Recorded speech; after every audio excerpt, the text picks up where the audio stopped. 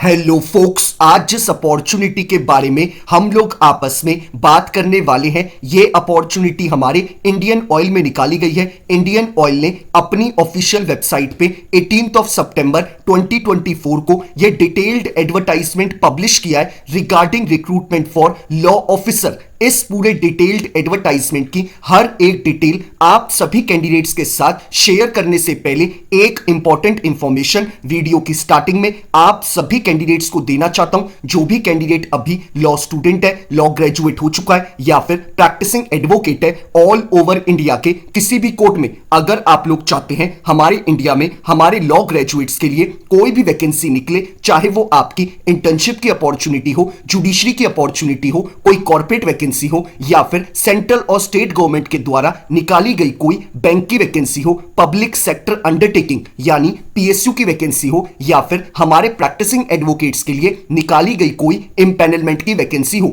It means all over India में हमारे law graduates के लिए कोई भी वैकेंसी निकलेगी, उस वैकेंसी के रिगार्डिंग आप सभी कैंडिडेट्स को इस चैनल पे टाइमली अपडेट प्रोवाइड कराई जाएंगी ताकि हमारे किसी भी लॉ ग्रेजुएट से इंडिया में आने वाली कोई भी लीगल अपॉर्चुनिटी की अपडेट मिस आउट ना हो। तो मैं चाहूंगा जिस भी कैंडिडेट ने अभी इस चैनल को सब्सक्राइब नहीं करा है वो मेक श्योर करे कि वो इस चैनल से बिना सब्सक्राइब करे ना जाए ताकि उससे कोई भी लीगल अपॉर्चुनिटी की अपडेट मिस आउट ना हो। तो बात कर लेते हैं हम लोग आज के इस डिटेल्ड एडवर्टाइजमेंट के बारे में। इंडियन ऑयल ने अपनी ऑफिशियल वेबसाइट पे 18 सितंबर को ये डिटेल्ड एडवर्टाइजमेंट पब्लिश किया है और इस डिटेल्ड एडवर्टाइजमेंट के थ्रू हमें जो डेजिग्नेशन ऑफर करी जा रही है वो हमें लॉ ऑफिसर की डेजिग्नेशन ऑफर करी जा रही है। और लॉ ऑफिसर की इंडियन ऑयल ने इस एडवर्टाइजमेंट के थ्रू जो नंबर ऑफ वैकेंसी रिलीज करी है वो हमारी टोटल 12 वैकेंसी रिलीज करी गई हैं, जिसमें से 6 वैकेंसी हमारे यूआर कैटेगरी यानी कि अनरिजर्व्ड कैटेगरी यानी कि जनरल कैटेगरी के लिए निकाली गई है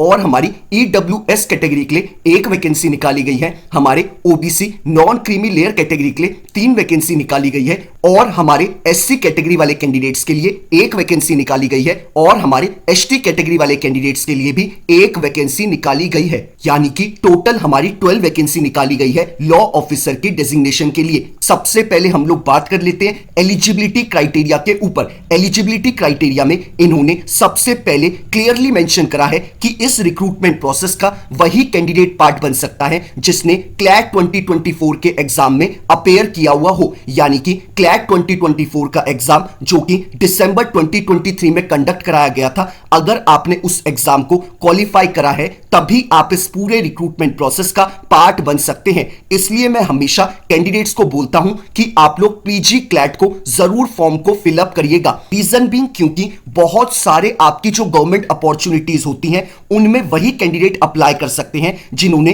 पीजी क्लैट के फॉर्म को फिलअप करा हो और उनके एग्जाम में अच्छा परफॉर्म करा होगा, तो उन कैंडिडेट्स को उन पीएसयू के एग्जाम को नहीं देना पड़ता, डायरेक्टली उनको इंटरव्यू के लिए बुलाया जाता है। तो इसलिए आप सभी कैंडिडेट्स हमेशा पीजी क्लैट के फॉर्म को फिलअप करा करिए। अभी भी क्लैट पीजी के फॉर्म निकल रखे हैं, आप लोग जरूर फिलअप करिएगा। मैक्सिमम लोग इसलिए क्लैट के फॉर्म को फिलअप नहीं करते क्योंकि उसकी फी पेमेंट 4500 रुपीस की है, जो कि बहुत ज्यादा होती है, आई नो। लेकिन अगर आप किसी गवर्नमेंट अपॉर्चुनिटी को अपने लिए सिक्योर करना चाहते हैं तो आपको इतनी फीस पीजी क्लैट में पे करनी पड़ेगी, तभी आप उस प्रोसेस का यानी कि पीजी क्लैट के एग्जाम में अपेयर कर पाएंगे और आगे की जो अपॉर्चुनिटीज पीजी क्लैट के थ्रू ही निकलती हैं उन अपॉर्चुनिटीज का पार्ट बन पाएंगे। जैसे कि अभी इंडियन ऑयल की अपॉर्चुनिटी उन्हीं कैंडिडेट्स के लिए है जिन्होंने दिसंबर 2023 के पीजी क्लैट के एग्जाम में अपेयर किया होगा। अब बात कर लेते हैं हम लोग एलिजिबिलिटी क्राइटेरिया के ऊपर। इन्होंने एलिजिबिलिटी क्राइटेरिया में सबसे पहले आप कैंडिडेट्स को एजुकेशनल क्वालिफिकेशन के रिगार्डिंग इंफॉर्मेशन प्रोवाइड कराई है। इन्होंने क्लियरली मेंशन करा है कि अगर आप कैंडिडेट एक लॉ ग्रेजुएट है, यानी कि अगर आप कैंडिडेट के पास एलएलबी की डिग्री है फ्रॉम रिकॉग्नाइज्ड यूनिवर्सिटी, इररिस्पेक्टिव आप कैंडिडेट्स ने 3 ईयर का एलएलबी कोर्स करा है या फिर 5 ईयर का बीए एलएलबी का इंटीग्रेटेड कोर्स, अगर आप एक लॉ ग्रेजुएट है फ्रॉम रिकॉग्नाइज्ड यूनिवर्सिटी तो आप कैंडिडेट इनके एजुकेशनल क्वालिफिकेशन के क्राइटेरिया को फुलफिल करते हैं। इन्होंने कुछ परसेंटेज के ऊपर भी आपको एजुकेशनल क्वालिफिकेशन में इंफॉर्मेशन प्रोवाइड कराई है।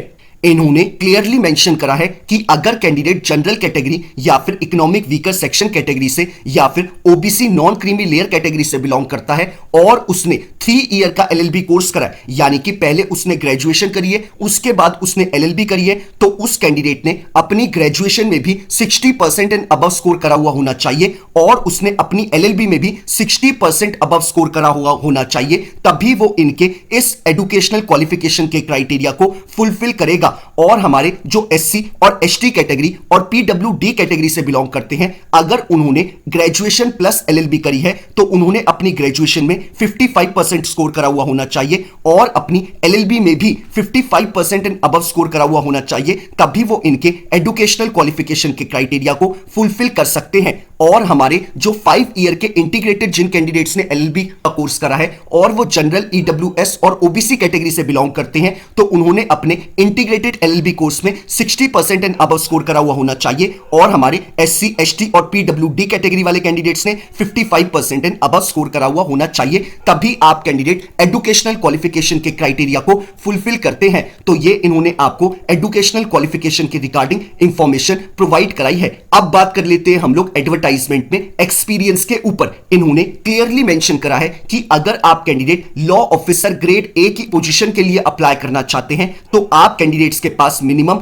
2 साल का एक्सपीरियंस होना चाहिए एज ऑन 31 ऑफ अक्टूबर 2023 के अकॉर्डिंग, यानी कि अगर आप कैंडिडेट्स के पास 31 अक्टूबर 2023 के अकॉर्डिंग 2 साल की आपके पास एक्सपीरियंस है, तभी आप इस पोजीशन के लिए अप्लाई कर सकते हैं। अब बात कर लेते हैं हम लोग एक्सपीरियंस को डिटेल में। इन्होंने क्लियरली मेंशन करा है कि अगर कैंडिडेट को एज अ प्रैक्टिसिंग एडवोकेट के तौर पे 2 साल कंप्लीट हो चुके हैं तो वो लॉ ऑफिसर की पोजीशन के लिए अप्लाई कर सकता है और उसने अपनी प्रैक्टिस या तो ट्राइब्यूनल में करी हो या फिर उसने हाई कोर्ट में करी हो या फिर डिस्ट्रिक्ट कोर्ट में करी हो। अगर उसको प्रैक्टिस करते हुए 2 साल कंप्लीट हो चुके हैं तो वो इस पोजीशन के लिए अप्लाई कर सकता है, इररिस्पेक्टिव कैंडिडेट ने लॉ फर्म में एज एन एडवोकेट के तौर पे काम करा हो या फिर किसी प्राइवेट फर्म में काम करा हो या फिर किसी पीएसयू में काम करा हो या फिर किसी गवर्नमेंट ऑर्गेनाइजेशन में काम करा हो। अगर आपको एज एन एडवोकेट के तौर पे और मेजरली प्रैक्टिस करते हुए कोर्ट रूम्स में जाते हुए 2 साल कंप्लीट हो चुके हैं तो आप इनके एक्सपीरियंस के कैटेगरी को फुलफिल करते हैं।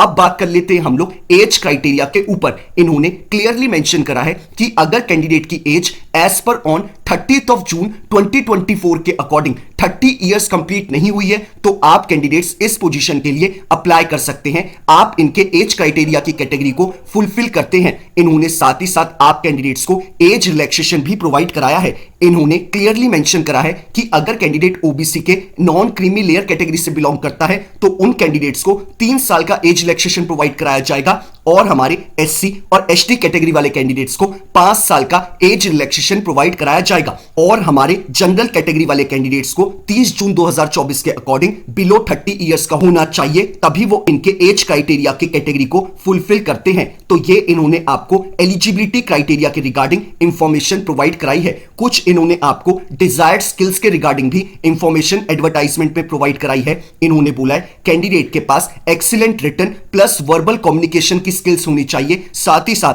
कैंडिडेट के पास अगर एक्सपीरियंस है ऑयल और गैस और पेट्रोकेमिकल इंडस्ट्री में तो वो इनके लिए एक डिजायर्ड कैंडिडेट होगा। साथ ही साथ अगर कैंडिडेट को कॉम्प्लेक्स लीगल डॉक्यूमेंट्स को प्रिपेयर करने की एबिलिटी है तो वो भी इनके लिए एक डिजायर्ड कैंडिडेट होगा। तो ये इन्होंने आपको कुछ डिजायर्ड क्वालिफिकेशन के रिगार्डिंग भी इंफॉर्मेशन प्रोवाइड कराई है। अब बात कर लेते हैं हम लोग दूसरी इंपॉर्टेंट इंफॉर्मेशन के बारे में।